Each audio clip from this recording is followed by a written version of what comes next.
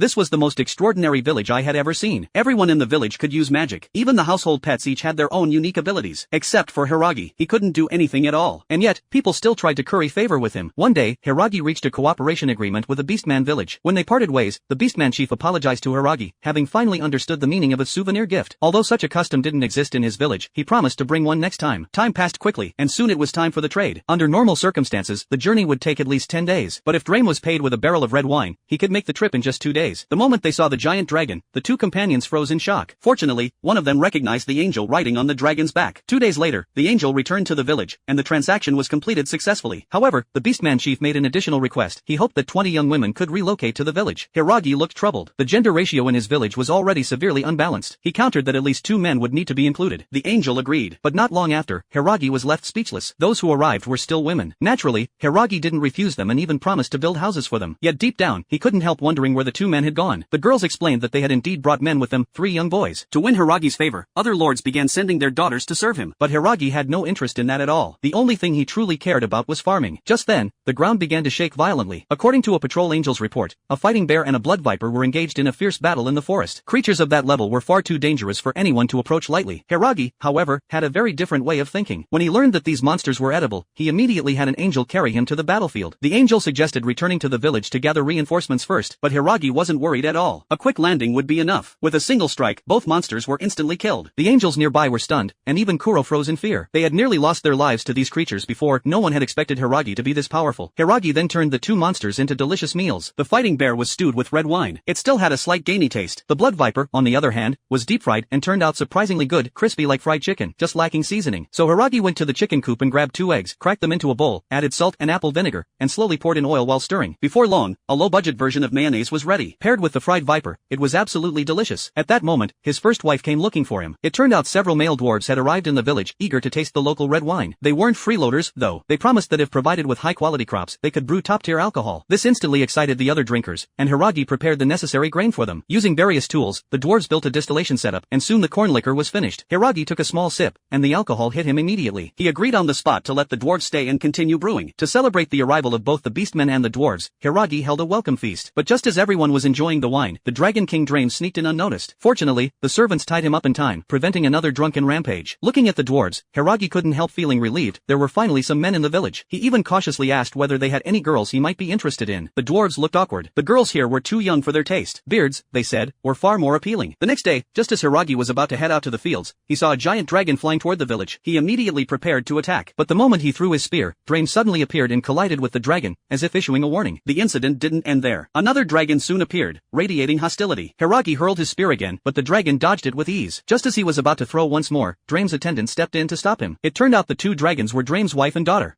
They had come because Drame had been sneaking out at night lately, and they suspected he had another dragon elsewhere. In reality, he just wanted to drink in secret. After everything was explained, the mother and daughter apologized to Hiragi, and Hiragi let the matter go. Upon leaving, Drame's wife finally understood why her husband was so attached to this village. There was a human here who could stand up to dragons. During that spear exchange, even when Drame gave it his all, he couldn't fully block Hiragi's attack. If an old friend hadn't intervened in time, Drame might have died. For the sake of Dragonkind's future, Drame decided to leave his daughter behind to live in Hiragi's village. At first, Hiragi only taught Lasti some basic tasks, but with a dragon's natural strength, she was far too rough. She might cause an accident even while picking an apple. Unfortunately, Hiragi's troubles were just beginning. Since Lasti moved in, the village pets became restless. The cows stopped producing milk, and the chickens stopped laying eggs. It was likely the pressure of her powerful bloodline. Despite dragons being intellectually superior, Hiragi decided to appoint Lasti as a diplomat. Coincidentally, on that very day, an envoy from the Demon King's castle arrived to purchase supplies. When Baijil saw the dragon girl, he froze on the spot, and the atmosphere turned awkward. No matter what fruit Lasti recommended, Baijil didn't dare refuse. The result was far over budget, and he left in a hurry without even checking the inventory. Clearly, making Lasti the diplomat was a wise decision. Back at the castle, the 4 heavenly kings were shocked once again. They never expected the village to be so powerful. For the future of the Demon King's domain, Baijil decided to send his daughter to infiltrate the village. Officially, she would help out. In reality, she would secretly assess the village's overall combat strength. Rem accepted eagerly, confident in her magic. However, when she met the village's diplomat, she froze. The notoriously violent dragon was here, and proudly giving her a tour of the farmland. While they were talking, a patrol angel suddenly called Lasti away. Seizing the opportunity, Rem quietly analyzed the village village's strength. First, she noticed the lizardmen, then the beastmen, oni, and dwarves. Each one was dangerous, but with the full force of the castle, they might barely manage. Then she saw the vampire princess and the legendary extermination angel. At that point, Rem felt utterly hopeless. What shocked her even more was the presence of high elves, swarms of demon spiders, and hellhounds. Combined, this force was more than enough to easily destroy a nation. Rumor had it that above all these powerful beings stood a village chief who commanded them. Rem couldn't even imagine how strong that person must be. Just as her thoughts descended into chaos, Hiragi passed by carrying a hoe. Rem was stunned. How could a human live in a place like this? When she learned that Hiragi was the village chief, Rem was too terrified to speak. Despite her doubts, she gradually blended into village life. When Hiragi found out she was Bigel's daughter, he warmly welcomed her arrival. However, Hiragi soon noticed that Rem always seemed nervous whenever she was around him. One day, Hiragi shot down a small female dragon. The very next moment, she transformed into a white-haired older woman, and then refused to leave the village. Even stranger, the pets Hiragi had taken in seemed unusually well behaved. Every day, they would head into the forest and return with wild women in tow. This left Hiragi extremely troubled, so he decided to restore his energy by having hot pot. Unfortunately, the hot pot was missing key ingredients: no crab, no cod, no seafood at all. Most importantly, there was no kelp broth. The moment Hiragi mentioned this, the girls reacted strongly. They had no idea what seafood was, but they never doubted Hiragi's taste. The vampire immediately sent her younger sister to research it. The angel, meanwhile, thought crab sounded too hard to eat, and as for kelp, it sounded like some kind of monster, deeply unsettling. In the end, Rem understood what Hiragi meant. She explained that there was a harbor near the Demon King's castle where they might find those ingredients, so they decided to head there together. Just 2 days later, the local merchant guild's chairman arrived, bringing all the ingredients Hiragi needed. He also expressed interest in becoming the village's exclusive merchant. The crops grown here were of exceptional quality, he said. If he handled distribution, their value could be maximized. Hiragi hesitated, but through skilled negotiation, the vampire secured the best possible terms for the village. After the deal was finalized, the chairman asked if he could obtain red wine next time. When the dragon race refused, he had no choice but to drop the request and leave, taking Lasti with him. After returning to the village, Hiragi remarked that the chairman was truly a shrewd businessman, though his final expression had been somewhat unhinged. Being frightened by dragons was understandable. In truth, the chairman's trip had been filled with danger. He had first encountered the legendary dragon race, then witnessed disaster-level monsters and extermination angels within the village. He had assumed the village chief was an ordinary human, only to then meet a vampire princess. It was enough to make him question reality itself. Meanwhile, Hiragi was enjoying a seafood hot pot. The next day, a wyvern flew into the village again. Right in front of Hiragi, it began destroying things and even wagged its tail provocatively. Without hesitation, Hiragi picked up his spear. Though his first throw missed, he was confident the second would land. However, when he went to investigate with Kuro, the wyvern transformed into a girl and struck a pose of surrender. As Hiragi stood there confused, Dragon King Drame appeared. It turned out she was his older sister. She had come because Drame had once mentioned marrying his niece into the village. Coupled with rumors that the village chief was incredibly strong, she decided to come see for herself. Hiragi nearly lost the ability to respond. Drame hurriedly explained that anything said while drunk didn't count. The real reason was far more complicated. After the aftermath was settled, Hakorin smoothly blended into the drinking circle. She had heard about a game called Mahjong and proposed a match against Hiragi. Hiragi intended to explain the rules first, but Hakorin flatly refused, claiming that games like this only needed one round to understand. What she cared about more was what they would gamble. The others agreed it was only fun if there were stakes. Unfortunately, Hiragi didn't have much to wager. The only punishment he could think of was stripping. The moment he said it, the other three were suddenly very enthusiastic. This made Hiragi deeply uneasy, and sure enough, he kept losing. He couldn't help suspecting that they were cheating with magic, maybe telekinesis to swap tiles, or some kind of X-ray vision. In the end, he realized he had overthought it. They weren't cheating, they couldn't even read their own hands properly. Still, as long as he could win this round, there was hope. Hiragi played a north wind tile, and lost again.